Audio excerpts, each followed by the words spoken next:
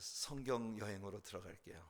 스가랴서 12장 여러분 펼쳐주시고, 스가랴서의 구조는 여러분들이 아마 다 기억하고 계실 거라고 생각을 합니다. 스가랴서는 모두 세 단원으로 나눌 수 있다고 했는데요, 1장부터 6장까지는 스가랴가 하룻밤 사이에 보았던 10가지 환상, 10가지 이상에 대해서 다루고 있는 내용이었고요, 7장과 8장은 의식적 금식에 대한 스가랴의 설교가 있었고, 그리고 이제 9장부터 14장까지가 세 번째 단원으로 스가랴의 예언들인데, 지난 시간에 우리는 9장부터 11장까지 스가랴의 예언의 설교는 또다시 두 편으로 나뉘어지는데, 9장부터 11장이 예수님의 초림과 연관된 예언들로 알렉산더 대제와 헬라 제국의 출현, 그리고 안티오코스 에피파네스의 공격에 맞선 마카비의 출현과 유다의 승리, 신구약 중간기에 있었던 역사의 이야기를 예언하고 있는 말씀이었다는 걸 우리가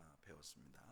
그리고 이제 로마 제국의 출현에 대한 예언들, 그 사이사이에 메시아의 예수님의 첫 번째 그 초림에 관한 그런 예언들이 이제 섞여 있었던 것을 우리가 배웠어요. 오늘 이제 스가랴의 예언의 두 번째 시간으로 12장부터 14장까지 예수님의 재림과 연관된 예언들을 우리가 함께 나누도록 하겠습니다.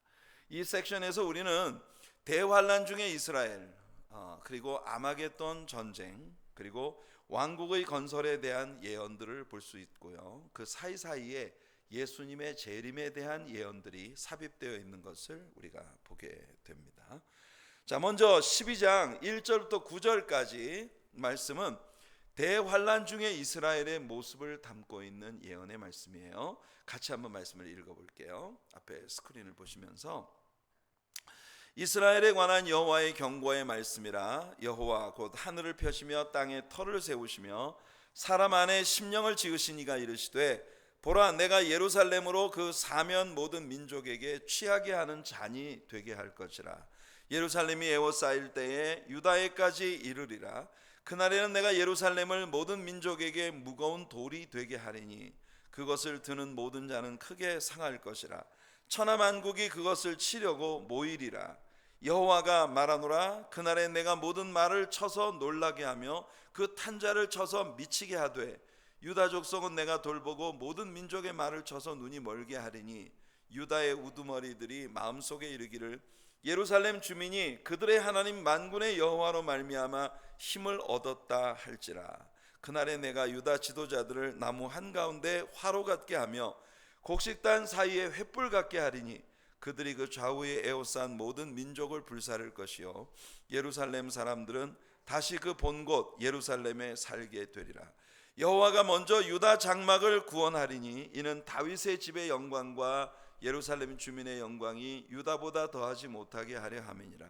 그날에 여호와가 예루살렘 주민을 보호하리니 그 중에 약한 자가 그날에는 다윗 같겠고, 다윗의 족속은 하나님 같고 무리 앞에 있는 여호와의 사자 같을 것이라. 예루살렘을 치러 오는 이방 나라들을 그날에 내가 멸하기를 힘쓰리라. 아멘.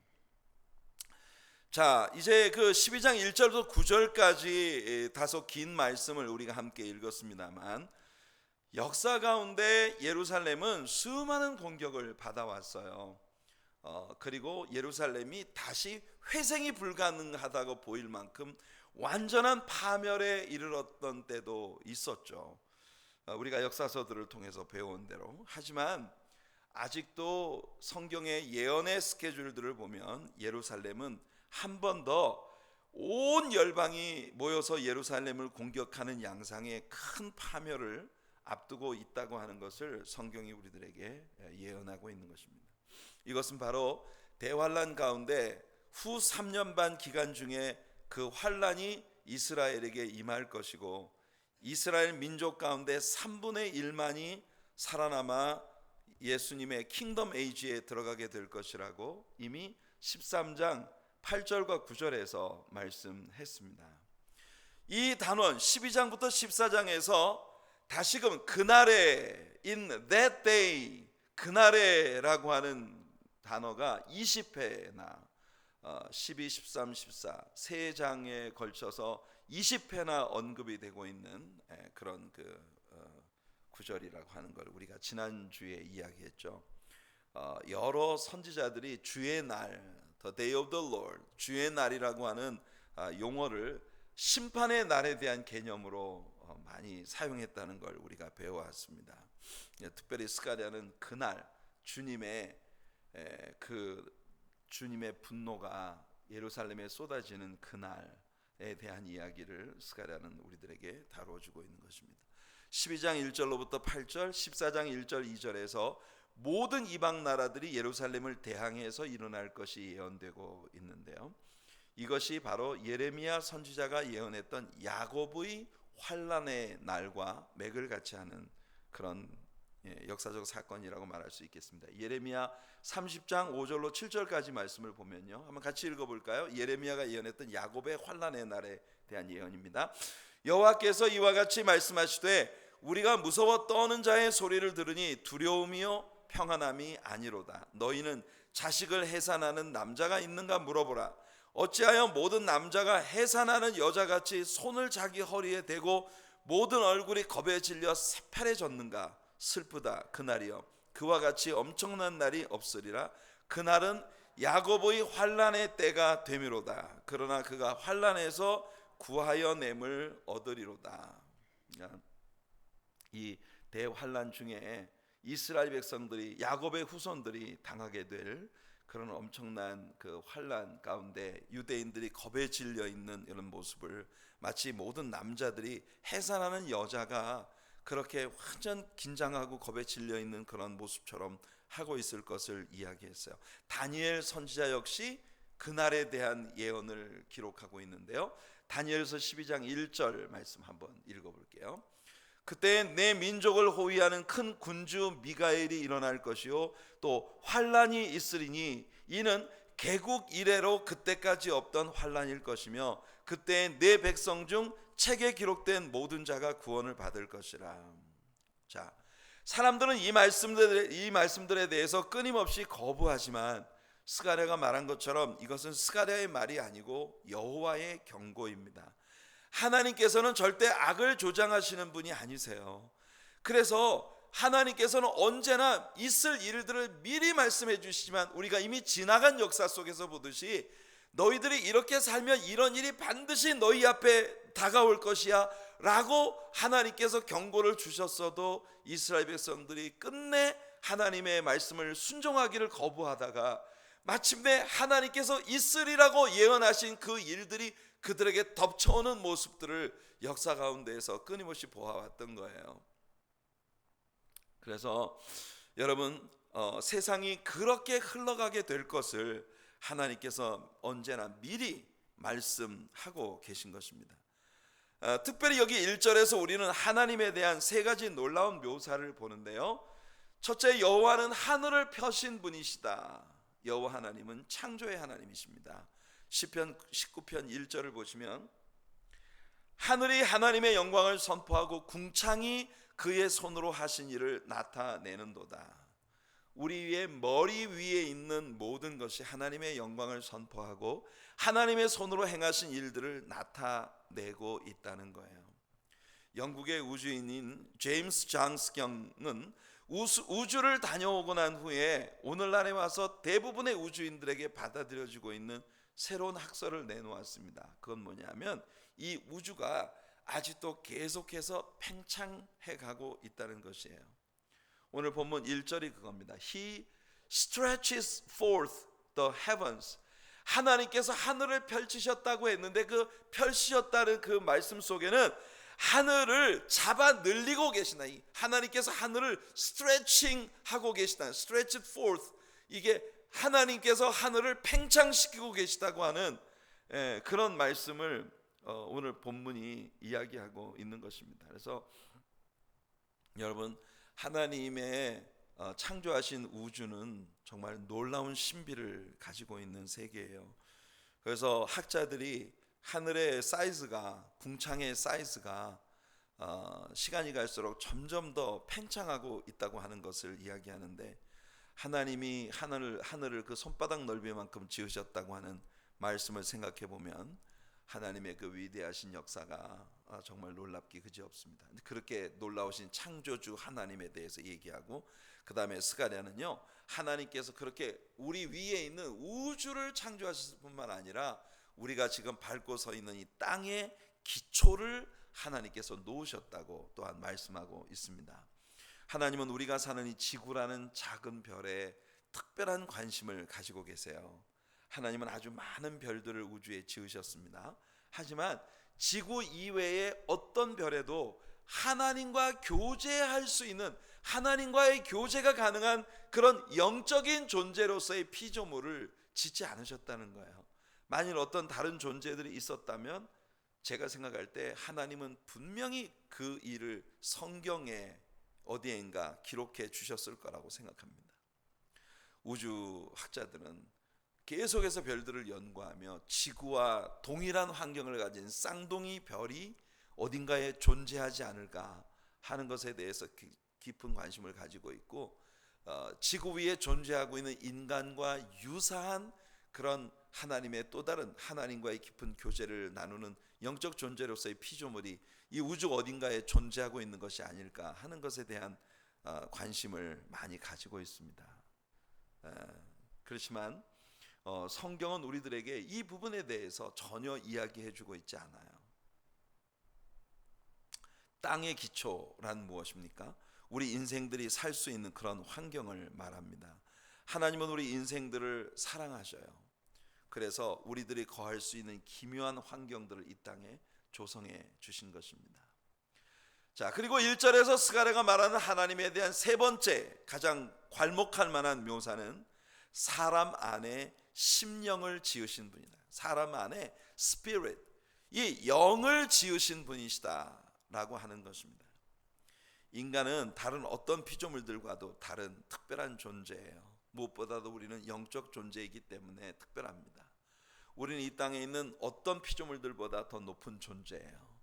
우리는 영적 존재이기 때문에 살아계신 하나님과의 교제가 가능한 존재입니다. 하나님은 영이시니까 영적 존재가 아니고는 하나님과의 교제가 불가능하죠.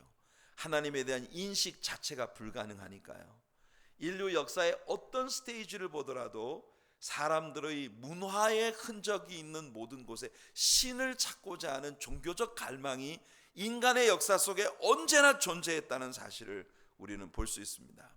창세기를 공부할 때 우리 함께 이야기한 대로 하나님은 우리의 심령 속에 베큐um 상태에 있는, 그러니까 계속해서 어떤 존재를 빨아들이려고 하는 그런 거의 진공 상태에 달한 그런 이 갈망을 이 사람의 영혼 속에 하나님이 두셨다는 거예요.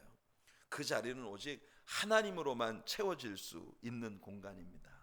불행한 것은 사람들이 그 공간을 자꾸 다른 것으로 채우려고 한다는 거죠. 물질, 쾌락, 사람, 영광, 명예, 권세, 이런 것들로 이 빈자리를 채우려고 하지만 그 무엇으로도 그 공간은 채워질 수 없어요.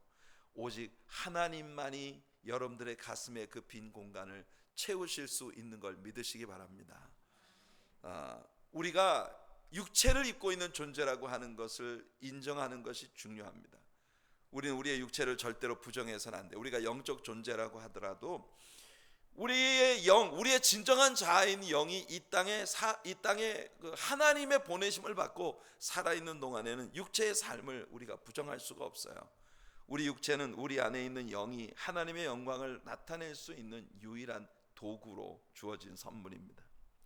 육체를 벗어나서 오직 영만 가지고 하나님께 영광을 돌릴 수는 없는 일이에요. 우리는 천사가 아닙니다. 천사는 하나님에 대해서 이해하지 못하는 많은 부분들이 있어요. 특별히 구원이라는 시스템에 대해서 천사는 모릅니다. 그래서 살펴보기를 심히 원한다고 이야기하고 있어요. 하나님의 구속의 사랑에 대해서도 천사는 이해하지 못합니다. 도대체 인간이 뭐기에 저토록 하나님을 배반하고 배신하는 인간이라는 존재를 하나님은 저렇게까지 사랑하시나.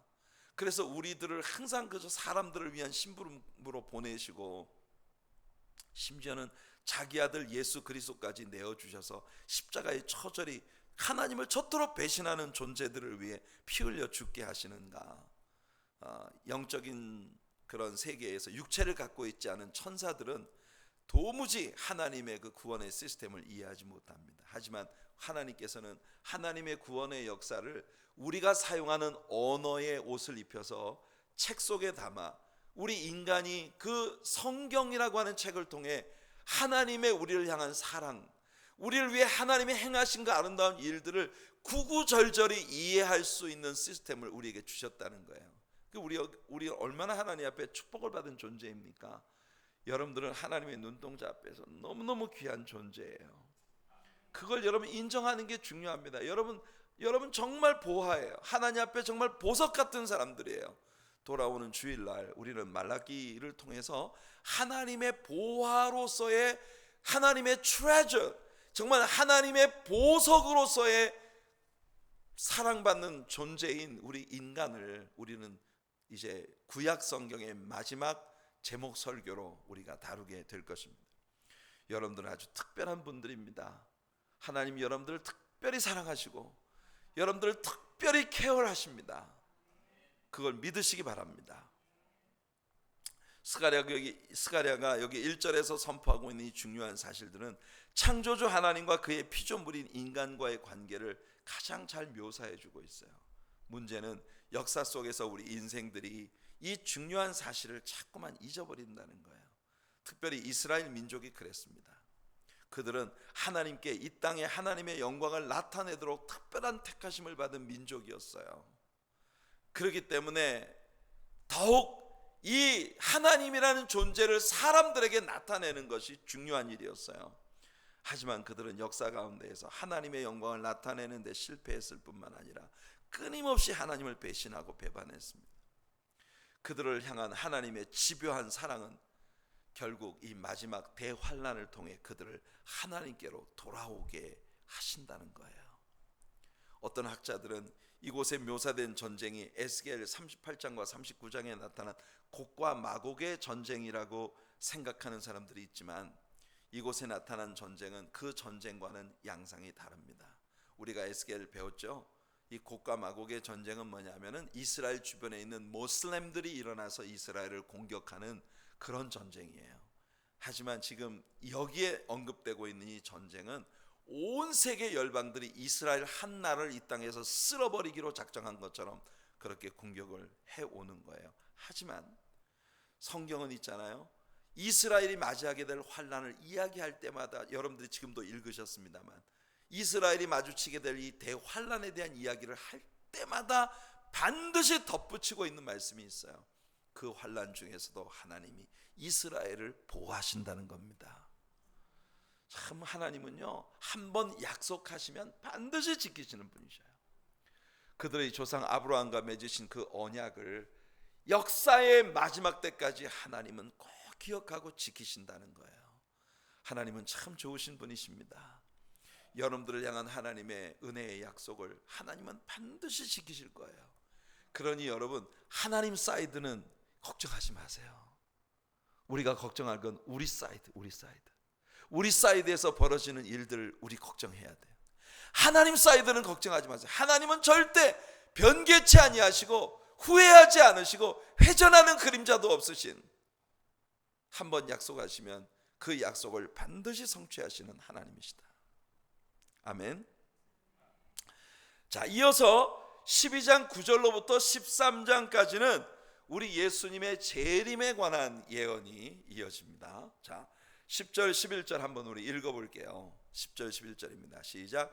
내가 다윗의 집과 예루살렘 주민에게 은총과 간구하는 심령을 부어주리니 그들이 그 찌른 바 그를 바라보고 그를 위하여 애통하기를 독자를 위하여 애통하듯 하며 그를 위하여 통곡하기를 장자를 위하여 통곡하듯 하리로다.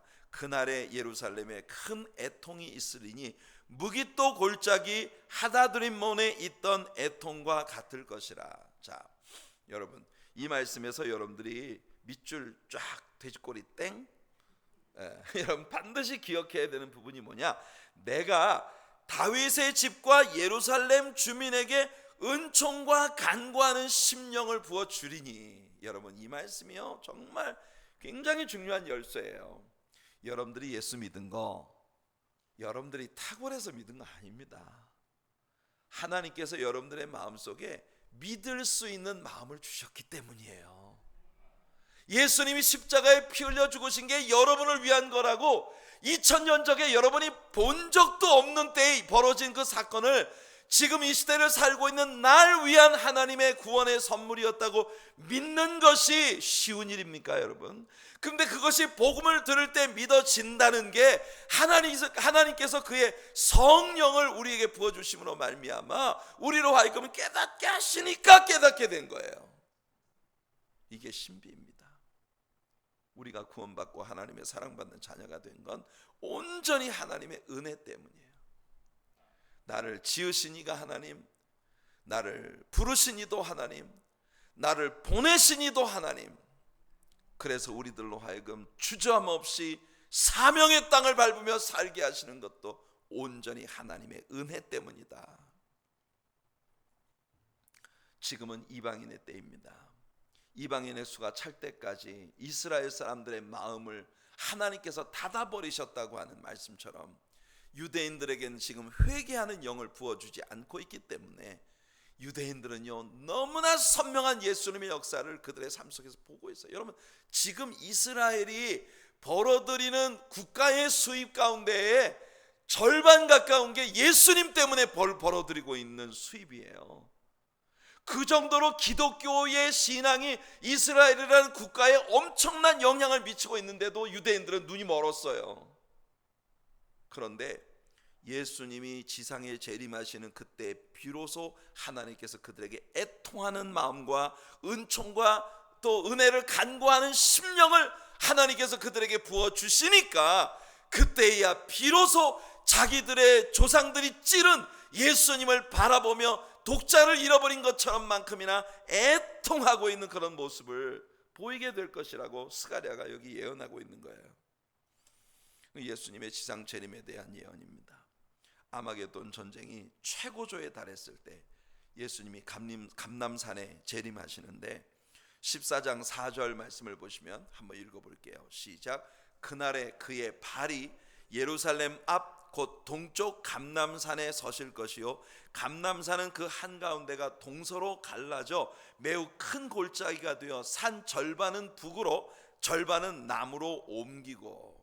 여러분, 이 장면에서 우리는 사도행전 1장 11절과 12절에서 하늘로 가심을 본 그대로 다시 오시리라고 하는, 그를 찌른 자들도 볼 터이요 각인의 눈이 그를 볼 것이요 이로 말미암아 심히 애통하리라는, 이건 요한계시록 1장에서 설명하고 있는 말씀.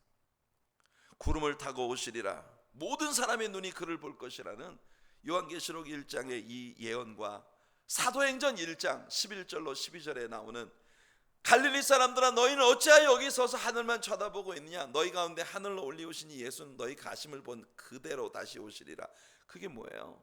바로 지금 이 스가랴가 예언하고 있는 이 말씀처럼 감람산, 예루살렘 동쪽 감람산에서 예수님은 하늘로 올라가셨고 그들이 가심을 본 그대로 그 자리에 예수님이 다시 내려오시는 광경을 스가랴가 예언하고 있는 것입니다. 여러분, 신비하지 않습니까? 역사에 엄청난 갭을 두고 여러 사람들에게 하나님께서 동일한 예언을 시키시고 계시다고 하는 걸 우리 여기 보는 거예요. 그러니까 우리는 성경의 모든 말씀이 한 분 하나님께로부터 나온 것이라는 걸, 한 분 성령님의 감동으로부터 나와서 기록된 것이라는 걸 우리는 아주 철저하게 배우게 되는 거예요. 이 사실을 믿으시기 바랍니다. 에스겔서에서 우리는 하나님의 시카이나 글로리, 그 영광의, 하나님의 임재의 영광이 예루살렘 성전으로부터 나와서 예루살렘 성전의 동편으로 향한 문, 그리고 예루살렘의 동문 밖으로 나가 감람산 위에서 하늘로 오르시는 시카이나 글로리, 하나님의 임재의 영광이 예루살렘을 떠나는 모습을 보았어요. 에스겔 11장 22절과 23절에서. 하지만 그 영광이 에스겔 43장 2절을 보면 다시금 그 감람산에 내려올 것이 예언되고 있는 것을 우리 배웠지 않습니까? 이런 모든 예언들이 절묘하게 조합이 되어서 예수님의 재림에 관한 이야기를 스가랴가 지금 예언을 하고 있는 겁니다. 지진이 일어나 예루살렘의 지형을 완전히 바꿔버릴 것이라는 흥미로운 예언을 스가랴가 했는데요, 선지자들은 예수님의 재림의 때에 이 땅에 지진이 일어날 것이라고 미가 1장 4절, 나훔 1장 5절에 예언을 했습니다. 또한 요한 역시 계시록에서 이 일이 성취될 걸 내다보았는데요. 요한계시록 16장 18절과 19절을 보시면 번개와 음성들과 우레소리가 있고 또 큰 지진이 있어 얼마나 큰지 사람이 땅에 있어 온 이래로 이같이 큰 지진이 없었더라. 큰 성이 세 갈래로 갈라지고 만국의 성들도 무너지니 큰 성 바벨론이 하나님 앞에 기억하신 바 되어 그의 맹렬한 진노의 포도주잔을 받으매. 여러분, 이 세상이 멸망될 때 예수님의 지상 재림과 함께 큰 성이 세 갈래로 갈라지는 모습을 성경이 우리들에게 보여주고 있어요. 그러니까 지금 스가랴 선지자도 동일한 예언을 했잖아요. 예수님의 재림하실 때 그 발이 감람산에 닿는 순간 이 감람산이 북편으로 남편으로 갈라지고 그 가운데 또 융기되어지는 그 땅이 세 개의 땅으로 나뉘어지게 되는 모습을 스가랴가 예언을 하고 있는데요. 한 가지 흥미로운 사실은 뭐냐면 우리가 에스겔서를 공부할 때 여러분 기억나시는지 모르겠습니다만 에스겔 40장으로부터 48장까지 보면은 예수님의 재림 앞에 재건되어질 예루살렘 성전의 규모가 나와요. 그런데 지금의 예루살렘 지형으로는 성전터가 너무 작아서 도저히 그런 사이즈의 성전을 짓는 것이 불가능하단 말이에요. 하지만 아마도 이 지진으로 말미암아 예루살렘의 성전터가 정지될 것이고 에스겔 선지자가 보았던 엄청난 규모의 성전이 지어지게 되는 것을 스가랴가 예수님의 지상 재림과 함께 일어날 지진에서 묘사하고 있는 이 말씀과 일치하는 것이 아닌가 하는 흥미로운 생각을 우리가 해볼 수 있겠습니다. 이 지진으로 인해서 생겨나는 계곡이 아마겟돈 전쟁의 막바지에 이스라엘 백성들이 피난을 가는 길이 될 수 있었던 그런 장소예요. 그러나 우리는 요한계시록 19장에서 예수께서 흰 말을 타고 그 뒤를 따르는 수많은 성도들과 함께 이 땅에 내려오셔서 결국은 승리하시고 이 땅의 전쟁을 그치게 하신다는 말씀을 요한계시록 19장에서 보는 거예요. 예수님이 이 땅에 재림하실 때 이스라엘 백성들은 그때 비로소 하나님의 성령께서 그들의 마음에 애통하는 마음과 주님의 은총을 구하는 마음을 심어주시니까 비로소 그들이 찔렀던 예수님을 알아보고 자신들이 그들을 십자가에 못 박았던 것을 후회하게 되는 거예요. 그래서 그들이 모두 통곡을 하는데 6절 말씀 한번 보세요. 스가랴 13장 6절 굉장히 중요한 말씀입니다.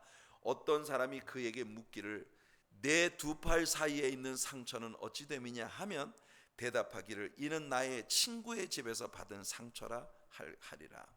이때 비로소 유대인들이 눈이 밝아져서 예수님이 지상에 오셨을 때 입으셨던 그 양손에 박힌 엄청난 이 못자국의 그 상처를 바라보며 당신의 그 두 팔에 난 그 상처가 대체 어찌 된 일입니까? 라고 물을 때 예수님은요 그래도 여전히 내가 내 친구의 집에서 이 상처를 받았다고 말씀하실 거라고 스가랴가 예언을 하고 있는 겁니다.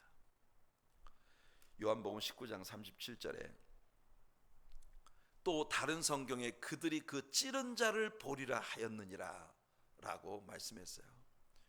그리고 요한계시록 1장 7절에 아까 말씀드린 것처럼 볼지어다 그가 구름을 타고 오시리라. 각 사람의 눈이 그를 보겠고 그를 찌른 자들도 볼 것이요 땅에 있는 모든 족속이 그로 말미암아 애곡하리니 그러하리라. 아멘. 예수님이 자기 땅에 오셨으나 자기 백성이 그를 영접지 않았습니다. 영접지 않았을 뿐만 아니라 그를 십자가에 못 박도록 넘겨주었어요. 이방인에게. 예수님의 재림의 장면을 목격할 때 이스라엘 사람들은 비로소 자신들의 죄를 회개할 것이라는 걸 스가랴가 우리에게 들려주고 있는 거예요. 특별히 이 예언을 주목해 보세요. 스가랴 13장 12절로부터 14절입니다. 같이 한번 읽어볼게요. 시작. 온 땅 각 족속이 따로 애통하되 다윗의 족속이 따로하고 그들의 아내들이 따로하며 나단의 족속이 따로하고 그들의 아내들이 따로하며 레위의 족속이 따로하고 그들의 아내들이 따로하며 시므이의 족속이 따로하고 그들의 아내들이 따로하며 모든 남은 족속도 각기 따로하고 그들의 아내들이 따로하리라. 여러분 다윗은 왕족 그룹이에요. 나단은 선지자 그룹입니다. 레위는 제사장 그룹이에요. 이스라엘 역사를 볼 때 항상 그 백성들을 잘못된 곳으로 이끌었던 사람들이 바로 그들의 지도자들이었어요. 그러므로 하나님께서는 이 지도자들 계층의 회개를 촉구하고 계시는데, 그 지도자들이 다 따로 개개인이 하나님 앞에 그들의 소위를 깨닫고 하나님 앞에 애통하며 회개하고 있는 모습을 우리에게 보여주는 거예요. 여러분 12장 11절을 보시면 그날의 애통이 무기또 골짜기 하다드림몬에서 있었던 애통과 같을 것이라고 말하고 있는데요, 이것은 바로 요시야 왕의 죽음으로 인해서 백성들의 애통했었던 것을 인용하고 있는 사건이에요. 요시야 왕은 백성들에게 아주 사랑받았던 왕이죠. 그가 죽었을 때 백성들은 심하게 애통했습니다. 특별히 예레미야 선지자 자신도 이전에 어떤 사람의 죽음을 인한 애통함보다도 더 크게 애통했다고 우리에게 얘기하고 있어요. 사실 한 사람의 신자로서 우리들 모두에게는 이런 애통이 필요합니다. 왜냐하면 예수 그리스도가 날 위해 죽으셨기 때문이에요.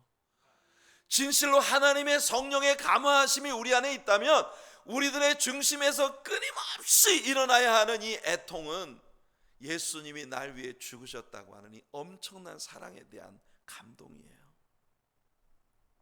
이런 애통이 없이 우리가 하나님과 올바른 교제를 이어갈 수 없는 거예요. 그리고 이제 14장에 들어가면서 아마겟돈 전쟁에 대한 예언이 한 번 더 이어지는 걸 우리가 봅니다. 자, 스가랴 14장 1절로부터 3절까지 말씀을 한번 읽어볼게요. 여호와의 날이 이르리라. 그날에 내 재물이 약탈되어 내 가운데에서 나누이리라. 내가 이방 나라들을 모아 예루살렘과 싸우게 하리니 성읍이 함락되며 가옥이 약탈되며 부녀가 욕을 당하며 성읍 백성이 절반이나 사로잡혀 가려니와 남은 백성은 성읍에서 끊어지지 아니하리라. 그때 여호와께서 나가사 그 이방 나라들을 치시되 이왕의 전쟁 날에 싸운 것 같이 하시리라. 다시 이 전쟁의 끝에 하나님께서 직접 개입하실 것이라는 게 예언되고 있습니다. 이스라엘 역사 가운데 하나님께서 그들의 전쟁에 직접 개입하셨던 일은 수없이 많았어요.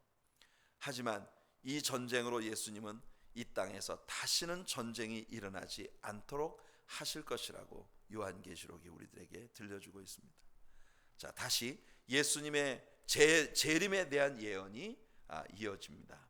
이 예언은 예수님의 지상 재림의 양상을 아주 자세히 설명해 주고 있는 구절이에요. 4절부터 7절까지 예수님의 재림의 광경을 한번 읽어보겠습니다. 시작. 그날에 그의 발이 예루살렘 앞 곧 동쪽 감람산에 서실 것이요 감람산은 그 한 가운데가 동서로 갈라져 매우 큰 골짜기가 되어 산 절반은 북으로 절반은 남으로 옮기고 그 산 골짜기는 아셀까지 이를지라. 너희가 그 산 골짜기로 도망하되 유다 왕 우시야 때 지진을 피하여 도망하던 것 같이 하리라. 나의 하나님 여호와께서 임하실 것이요 모든 거룩한 자들이 주와 함께 하리라. 그날에는 빛이 없겠고 광명한 것들이 떠날 것이라. 여호와께서 아시는 한 날이 있으리니 낮도 아니요 밤도 아니라 어두워 갈 때에 빛이 있으리로다. 보세요. 아까도 말씀드렸던 것처럼 이 전쟁에서는 온 이방인들이 예루살렘으로 공격을 해올 겁니다. 이때가 바로 이방인의 때가 끝나는 시점이에요. 모든 이방인들이 이 전쟁에서 멸망하기 위해 예루살렘으로 몰려오는 겁니다. 물론 나중에 나오겠습니다만 이 전쟁에서 살아남을 이방인들이 있을 것이고 그들 가운데 예수님의 킹덤 에이지 왕국 시대에 들어가서 우리 예수님께 경배하기 위해 예루살렘을 찾아오는 자들도 있을 거예요. 나중에 왕국의 건설에 대한 스가랴의 예언에서 우리는 이 장면을 다시 만나게 될 겁니다. 자, 이방인의 교회는 이미 이때 휴거되어서 공중으로 들림 받았고 이 땅에 남겨진 이방인들 가운데 뒤늦게 예수를 믿고 하나님께 헌신한 사람들은 다 요한계시록이 말하는 것처럼 목배임을 당할 거예요. 그리고 드디어 이방인의 때, 즉 바벨론의 느부갓네살 때로부터 시작되어진 이방인의 때가 모두 끝난 것입니다. 바로 이 시점이 바울이 예언했던 시점이에요. 로마서 11장 25절에서 형제들아 너희가 스스로 지혜 있다 하면서 이 신비를 너희가 모르기를 내가 원하지 아니하노니 이 신비는 이방인의 충만한 수가 들어오기까지 이스라엘의 더러는 우둔하게 된 것이라. 아까 제가 말씀드린 것처럼 하나님의 성령께서 지금은 이방인들을 다루고 계신 때이기 때문에 유대인들 가운데에는 하나님께서 정말 극히 드문 사람들에게만 이 애통하는 마음을 지금 주셔서 유대인들 가운데는 극소수의 사람들만이 지금 크리스천으로 예수를 믿고 있어요. 이방인의 충만한 수가 들어올 때까지 하나님은 이방인들을 다루고 계신 것입니다.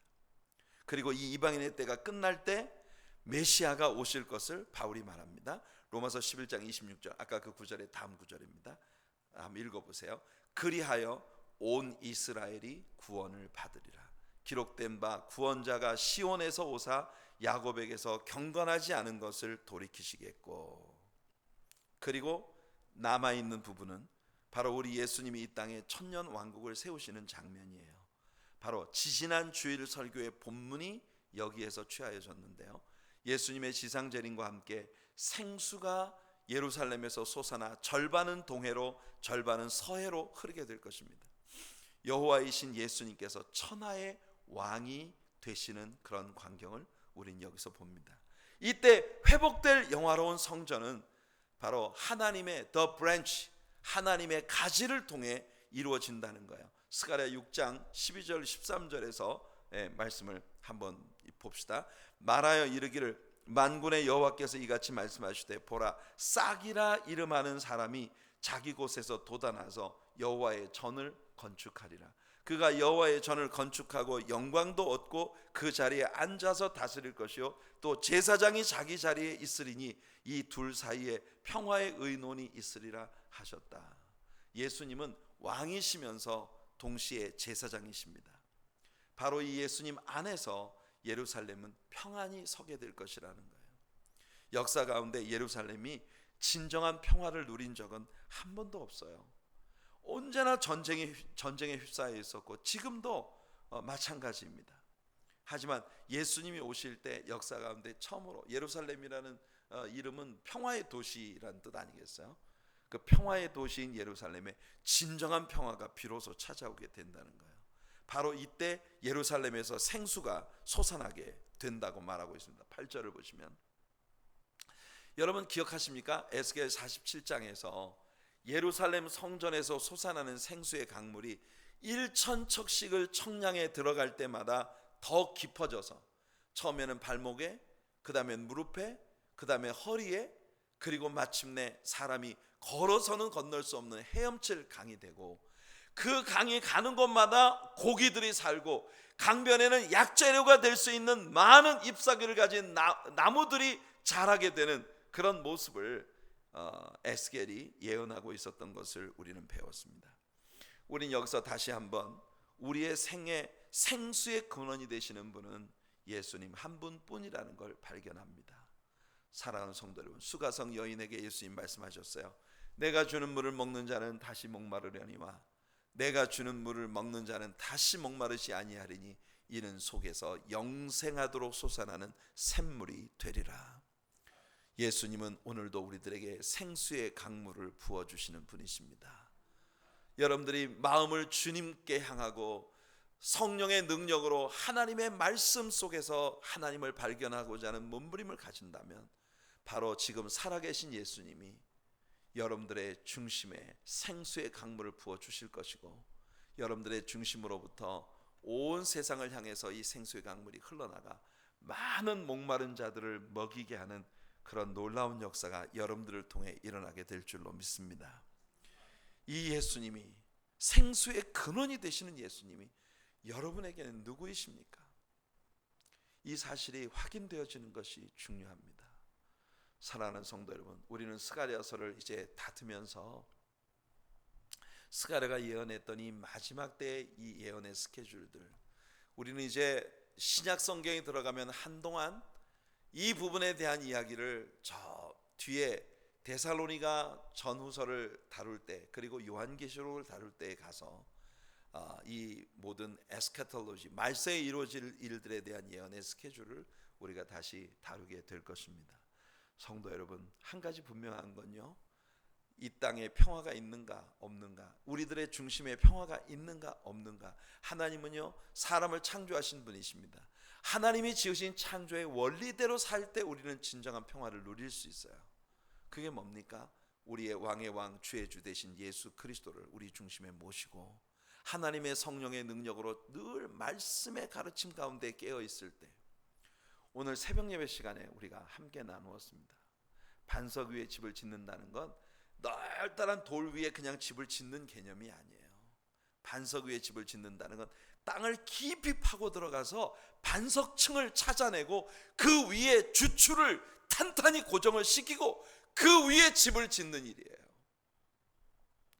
바람 불고 비 오고 창수가 나고 홍수가 나서 모든 것이 쓸려 내려갈 때 절대로 쓸려 내려가지 않는 믿음의 집은 그렇게 세워지는 것입니다. 사랑하는 성도 여러분, 늘 하나님 말씀을 사랑하십시오. 그리고 늘 하나님 말씀을 묵상하는 것이 여러분들의 생활이 되기를 바라며, 말씀은 성령의 계시와 영감과 조명으로 되어졌으므로 하나님 말씀을 공부할 때 여러분들에게 성령의 계시와 영감과 조명이 고스란히 임하게 되어 말씀으로부터 생수의 근원 되신 예수 그리스도가 오늘도 살아나오셔서 여러분들의 삶을 변화시키시고 여러분들의 삶에 생수를 퍼부어 주시는 그런 놀라운 역사로 나타나게 될 줄로 믿습니다.